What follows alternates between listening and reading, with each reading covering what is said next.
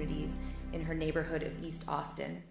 In 1991, she co-founded Poder, People in Defense of the Earth and Her Resources, a grassroots organization that in 1992 successfully removed a 52-acre toxic tank farm from an East Austin neighborhood, thus improving the quality of water, earth, and air for Austinites. As director of Poder, Susana was also a leader in the movement to successfully close the Holly Street power plant in 2007 after considerable evidence showed that it negatively affected the health and the environment of the surrounding community. Poder's mission is to redefine environmental issues as social and economic justice issues and to collectively set their own agenda to address these concerns as basic human rights. Poder seeks to empower their communities through education, advocacy, and action, and to increase the participation of communities of color in corporate and government decision-making related especially to toxic pollution, economic development, and their impact on neighborhoods. She's a former member of the City of Environment Board and is former planning commissioner for the City of Austin. She has served on numerous environmental committees at the national and regional levels, including the EPA's Title VI Implementation Advisory Committee and the Southwest Network for Environmental and Economic Justice. Last year, Susana was inducted into the Walk of Heroes at Southwest Keys El Centro de Familia. The induction ceremony included the unveiling of a commissioned mosaic portrait of Susana, which would remain there permanently on the site. It's displayed next to those of previous Walk of Hero honorees, including Pedro Garza, Dr. Martin Luther King Jr., and Cesar Chavez. Please join me in welcoming Susana Almanza.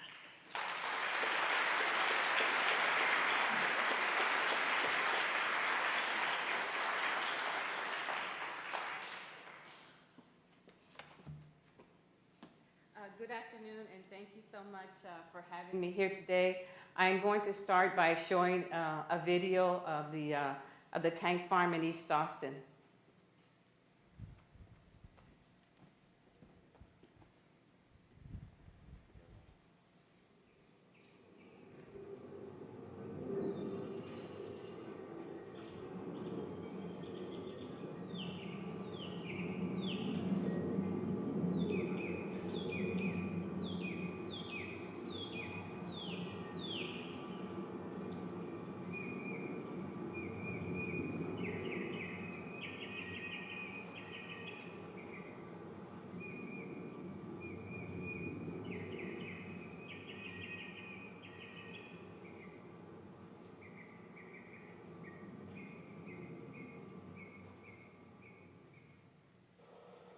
Starting back in January 1992, residents of East Austin neighborhoods discovered that Mobil Oil Company was seeking to expand its facilities. The Mobil Oil facility is in a residential area, and there are at least 6 schools located within a 1-mile radius of Mobil Oil. Concerned residents started asking questions, and by February, stories were being reported almost every day in the newspapers and on TV. Headlines on Tuesday, February 11th read, "Gas storage sites fuel debate. East Austin groups fear nearby tanks causing illnesses."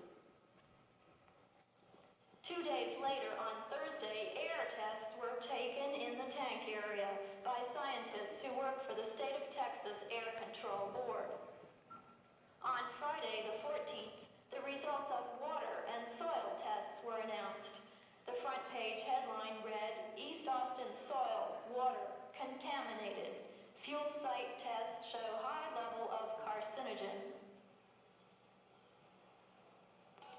Residents in the area are meeting and speaking out among themselves and in public about their experiences of living by what is now known as the tank farm. I've been getting real bad headaches for about 2 years now. My hair is falling out. Everything in my house shakes from the vibration from the tanks. And the trees are dying back there. They're almost all dead back there. I live right in back of it. That when it rains or whatever, all that, stuff just comes down from those berms that are right in back of the house. So that's what I have to say is just terrible. Been without using my hand about, it's about 3 or 4 months. One bunch will break out and they'll bust and dry, and then another bunch will bust out. My child has been sick, and they said it was a conditioning of his blood cells, or blood count was down.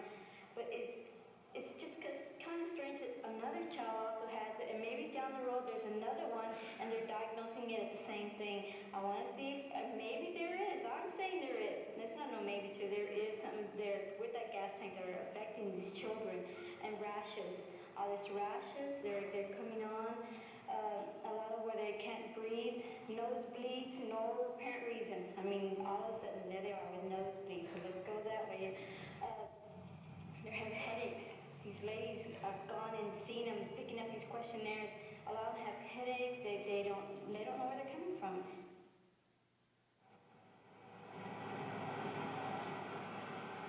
I have lived in this neighborhood for 28 years, going on 29 years now.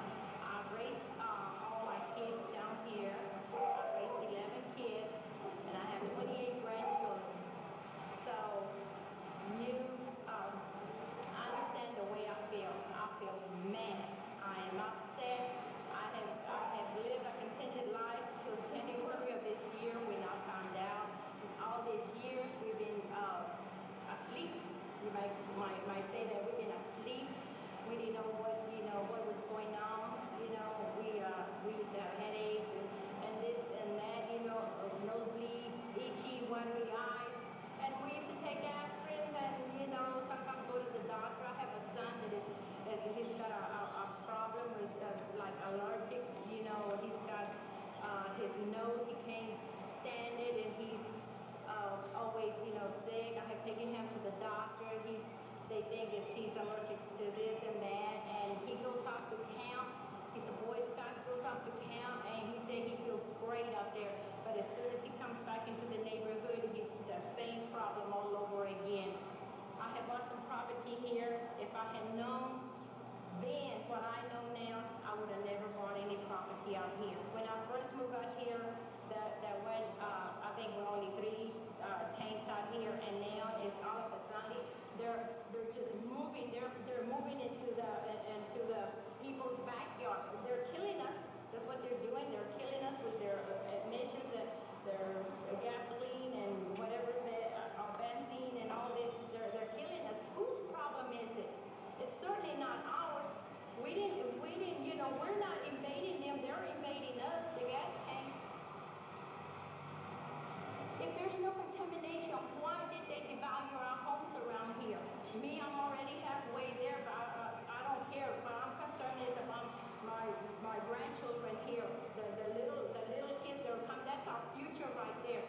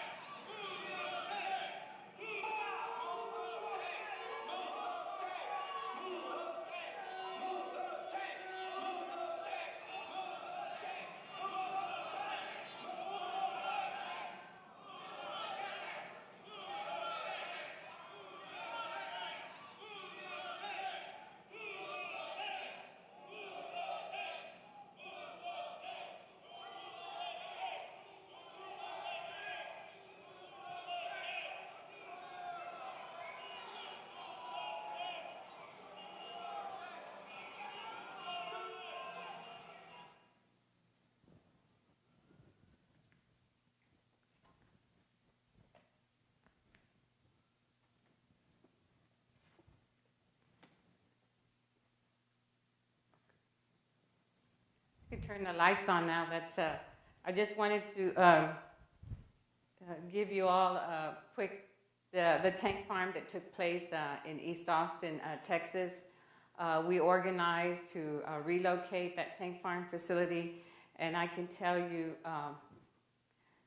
that in a year later, during that whole struggle, we submitted for a grant from the hazardous, it was the hazardous facilities. It was the organization or foundation that Lois Gibbs had put together, and we received $2,000 in order to take on this battle. And I can tell you, many of you, I'm sure, have heard of these companies. Some of them have merged, and now they assume different names. But it was Chevron, Texaco, Mobil, Exxon, Coastal State, and Citgo. And these are billion-dollar corporations that we took on in our community to fight them. And we came up with the people power. And we fought up against transnational corporation, billion-dollar corporations, with the help of the Travis County to do a civil and criminal investigation. Began to uncover just how bad the situation was there with the contamination of the ground and the groundwater. We finally came to sort of an agreement, and the Travis County attorney got each corporation one by one to sign an agreement to relocate. And they wanted 15 years to shut down their operations and so forth. And we ended up coming up with a 3-year agreement for them to close down. And actually they were gone within 1 year, and it took an additional 15 years before the site was cleaned up. So that was a very long struggle to do the monitoring, but it was a very victorious thing because for 365 days out of the year, if you were in that particular community, and if you've ever gone to gas up your vehicle and you get a whiff of that gasoline and you kind of shift, that's what you would find, that's what you would smell in that particular community. And one thing that we found is that everyone in that community was taking aspirins. They all had headaches. And when you hear the lady talk about the nosebleeds, the kids would have nosebleeds with no apparent reason, it's because on those particular days, the vapor recovery system was not functioning, and they were not supposed to be transporting or filling up those trucks with the gasoline, but they would do it anyway. And so the kids were like the canaries in the minefield. When those vapors went out full force, they would just get these nosebleeds, and then they would get these rashes.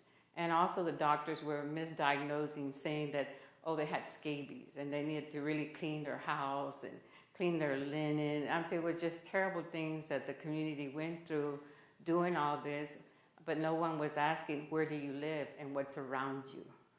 And so there was a lot of issues that we had to address in this particular issue, but there was a great victory, and I just want to say that with those $2,000 we got, and with taking up nickels and dimes at every meeting, the community kicked the ass of billion-dollar corporations.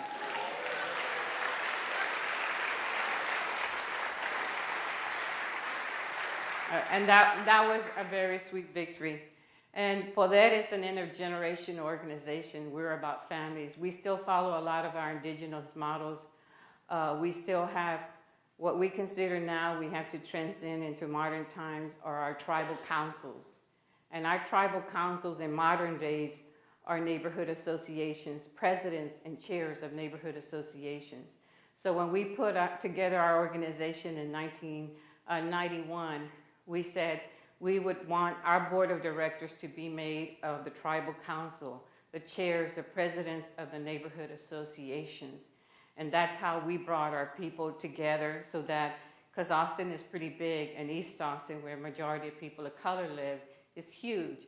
And the only way to work together and know what's happening at different sides of the town was to bring the council together and to have everybody at the table and to be able to talk about the specific issues that were happening in their community and how could we work together to make sure and support one another.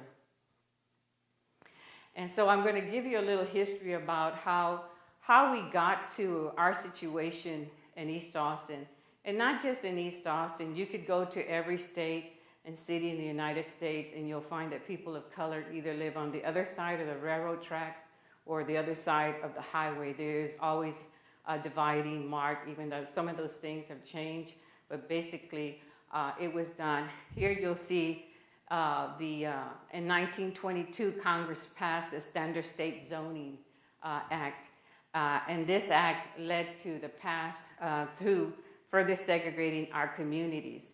And you can see, that's the group of the congressmen who brought this act, which then started giving the cities the right to decide where they were going to put communities of color and where they would live. So in Austin, in 1928, the city created the master plan, which we call Yes Master, because in that master plan, it decided where we were going to live. Not only did that master plan decide where we were going to live, it also decided that all the unwanted and industrial stuff would also be located into our communities. And so that's why I say that this was not just happening in East Austin, it was happening in all the states throughout the United States. You had people then beginning to look, where was the optimal place where you wanted the Anglo community to live, how the water run. They looked at geography, topography. They looked at all these things and decided, okay, we're going to relocate the people. In East Austin, they began to move our churches, and they began to move our school. This is not a new concept. It's a concept that has been going on for a very long time. I always say we live in the urban reservation. So what we did is that we then looked at what was actually in our communities, and we got the city to do a survey because we say, well, we've got all the industrial stuff in our community, and that's why we have so many problems.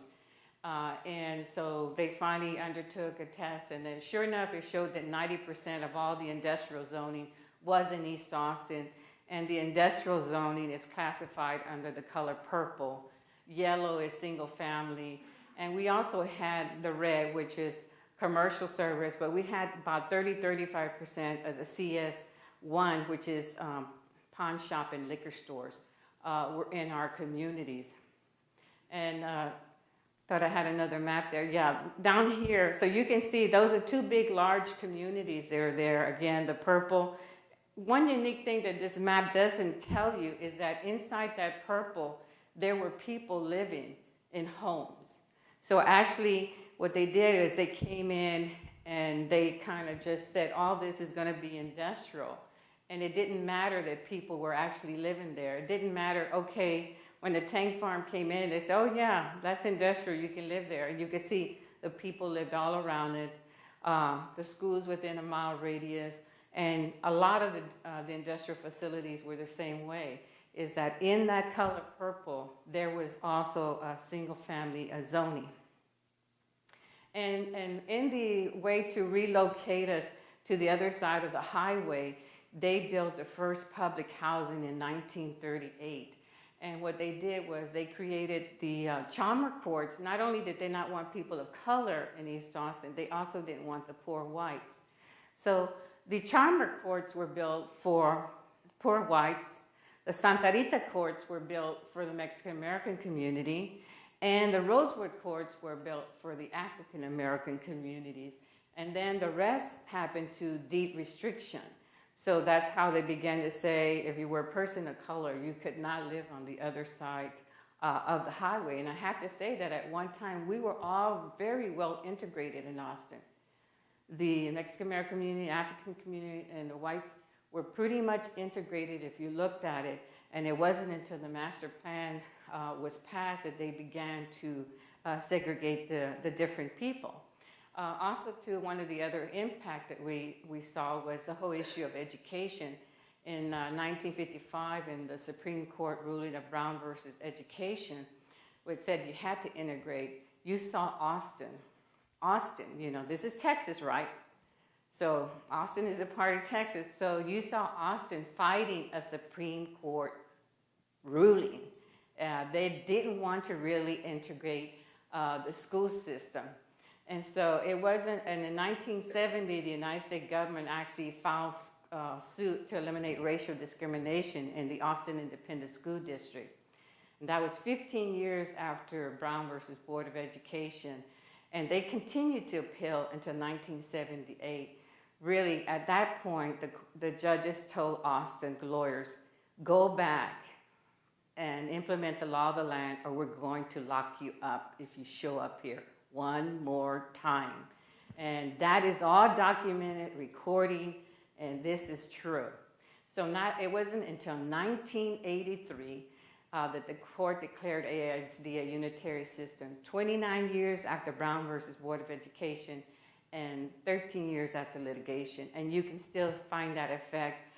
2 years ago in East Austin, when Austin AISD, there were 8 low-performing schools that were in crisis, and 7 of those 8 schools were in East Austin. We had the first school that was shut down by the state for low-performing in Austin, in East Austin, Texas. And so that just goes to show the effect of what has happened in the segregation and the racism, the impact on our community as far as education goes.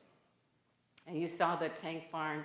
These are the 3 children. You can see the tanks right behind them. They lived with this in their everyday life.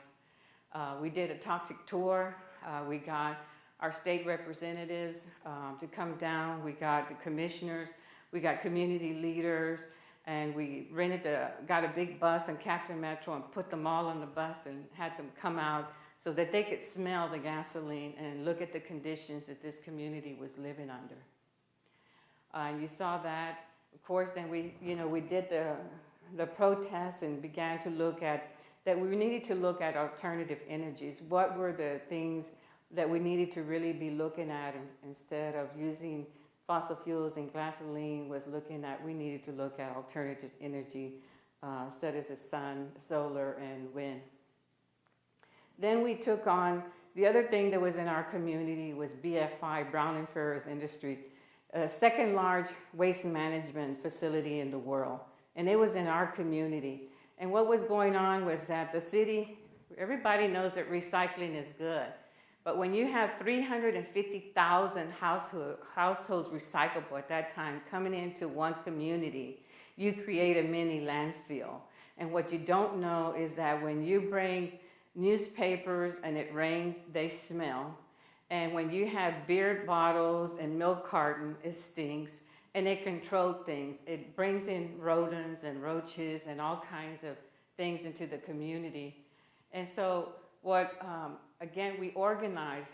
And one of the things that happened into having BFI in our community is that it brought this crisis of rodents in the community. So the health department stepped in and they said, we're going to give everybody rat poison. And we said, rat poison? And we're like, that's just like poison on top of poison. We don't need, and what about the children and the animals and all this stuff? You really need to relocate this facility. And so we actually had to organize the community, go to city council, take our recycling buckets and put them there and say, we're not going to recycle anymore because they're just coming to our neighborhood, which is right there. And so why should we recycle? But we had to wake up the people who didn't understand that when they were doing a good thing and putting out their recycle buckets, that they were really coming into our community, and they had no idea of what was really happening when they were trying to be good citizens of the earth, that they were actually polluting another community. And so eventually we got the city to close down the BFI, to look at an alternative site. We had, of course, we worked out agreement to make sure it wasn't in an environmentally sensitive area, it wasn't in a community, and their workers would continue to be able to work there, and that it would be accessible to transportation access wherever they moved. Another big facility that we took on was the Holly Street Power Plant. And the Holly Street Power Plant was one of the largest stationary source of NOx emissions, and people lived all around this particular power plant. The power plant exceeded the amount of electromagnetic fields that people should or could be exposed to. They also exceeded the standards. We had them do a noise study and exceeded the standards set by HUD and EPA. And so you can see all the things that were happening to the community in having this power plant here and coming into a community and deciding that's where they were going to put it in. And we had a lot of cancers. We had a lot of kids had problem hearing, nervousness.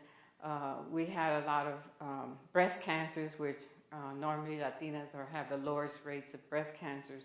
But I can tell you that when we went door to door to do a health survey and we'd knock on the door, usually the television would be so loud or the music would be really loud. And one of the questions on the survey would say, does anyone here have any problem in hearing? And they go, huh? We say, does anyone have any problem of hearing? Oh, no. Where you would go like, there's definitely have problems in hearing.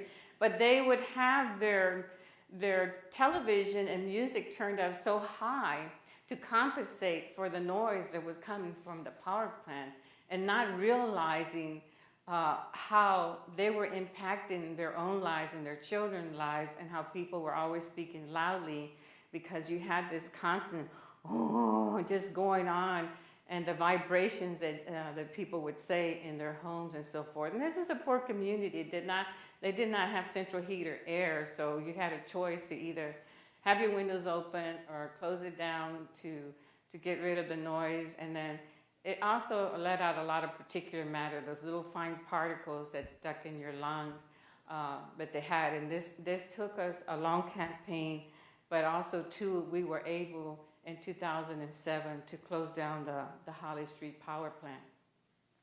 And you will see as they're protesting at the actual plant there on site and close the power plant now.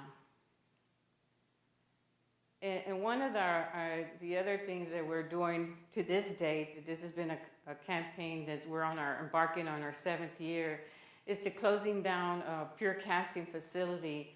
Right here, we have a program called Young Scholars for Justice, where we work with middle and high school students to say that they have to be the stewards and the guardians of the community, and that they have to work with the community to see what's happening and to be able to be involved. And they usually pick an issue, and then we say you also have to work on a community issue. And they usually work on zero tolerance. That's always a big issue for them of what's happening.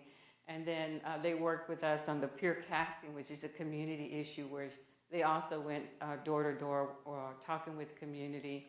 They come back and they go over, they look at the answers on the surveys. They have to analyze them, put them in the data, and then go speak to whatever agency it is to say, here's our findings, and that agency needs to do something to close it down, just to keep our young people involved in the process. And then here's, again, one of the big issues that has happened, of course, is you began to clean up your community. I had a student from the university in the 90s tell me, well, Susana, if Boguet begins to close down all these hazardous facilities, what's going to happen? And I said, what? And he said, well, gentrification is going to come in. And I thought, wow. So do you continue to have, in order to keep there, to stay in the community, to expose your people to hazardous facility, or do you then close those facilities and then work on the whole issue of gentrification? And of course, we chose to close the facility to protect the health of the most vulnerable, which are our youth and our elderly, and then begin to work on the whole issue of gentrification. And so our youth have worked on electoral empowerment. They worked on voter registration. 1 year, they did this whole campaign, whether you've done 4 years in Harvard or 4 years in Huntsville, your vote is the same and you have the right, because a lot of people who had been incarcerated didn't know that once they'd done their time, they could also vote. And so that was a real important issue for the youth. And they also put together a bus riders union, because who rides the bus the most? The youth and the elderly. They're the ones that are riding the bus. And so their whole thing was to try and not only have shelters at bus stops and so forth, but also we now had created bike racks so that people, when they got on the bus, they could put their bikes in the front. But we say, what about the baby racks? What about, the carriages that the parents have and groceries and so forth? And let's try and eliminate the rates altogether on the buses. And of course, we try to show them about doing city council forums so that they'll be involved and also know how to ask questions of the candidates. And you'll see them here looking at, they also did Parks and Recreation, and basically found that the Parks and Recreation was becoming like a boys club, and that they needed to get some equity and get programs for girls and guys, and then have women also hired within the rec center. And of course, Living and Learning with Mother Earth is another project that we have in educating the youth about the natural resources. That's the pure cast, and I'm going to go through here the World Refugee Day, because we have to get involved in all these issues in the border mobilization to show support and bring people together from both sides of the border, and also looking, of course, community justice. We do an annual Cesar Chavez March. We host it every year. And like I said, the strength is families, and it's intergenerational. And one of the things that we also do is that each year we have Festival de las Plantas, Festival of the Plants, where we not only just look at the beauty of the plants, but we look at the medicinal properties that the plants have to offer, because they're also healers. And so we still are very much connected to the land, and we still do our indigenous dancing and our indigenous homage to the four directions, the four elements, the water, the air, the sun, the energy, I forget one, and the land itself. So, because we think that this is very important to keep that indigenous perspective, that it's not just about nature. The environmental movement was about nature kind, the whales, the owls, the trees, and the environmental justice movement was merging. It was about saying that nature kind and humankind are one kind. We're interwoven and interlocked, and you can't separate us. And so you had to look at the environment as also the humans and the environment together. We needed to address those things jointly. And close with this is a mural that we have there in the community of our earth and our struggle. And of course, we continue to oppose the matter for the fracking that's going on today. Every time we look at the connections and why we need to make sure that we continue to look at alternatives to what is really happening, is because when we look at the chemicals that are being used, and we look at poor communities and communities of color who have been exposed to so many things and to the pollution, that a lot of people forget that whole concept, that whole thing that, what goes around comes around, and that pollution knows no borders, that you just can't say we're going to put everything nasty in one particular side of town and towards one particular group of people without it coming back to you. And so that we all have to work together to make sure that we protect, Mother Earth. And people are always saying, the time is limited for our planet, but in reality, time is more limited for us, because we all know that Mother Earth has a way of cleansing herself, and she's done it before. And we're the ones that are in the crises. We're the ones that are in the most crises. If we don't work together to change the things, then Mother Earth will do another cleansing, and we don't know what will happen after that particular cleansing. So we all have to work together. And I'll close with this indigenous saying. There was a time when we were all sisters and brothers. The earth, our mother, the sun, our father, our parents, our leaders, and justice, their guide. Thank you.